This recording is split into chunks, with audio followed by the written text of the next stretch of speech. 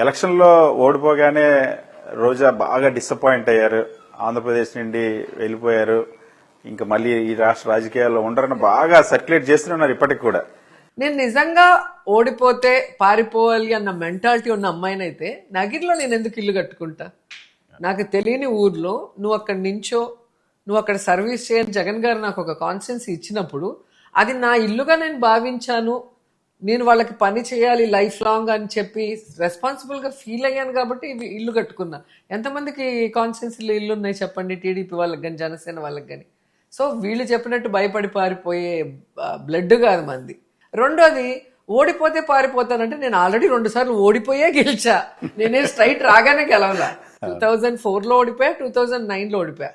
And Jaganmohan Reddy గారి ఇలాంటి leader దగ్గర పనిచేయటం నేను చాలా గర్వంగా ఫీల్ అవుతున్నా. చంద్రబాబు నాయుడు లాంటి వాళ్ళు, పవన్ కళ్యాణ్ లాంటి వాళ్ళు ఎలా లీడర్లు అయ్యారో నాకు ఇప్పటికీ అర్థం కాదు.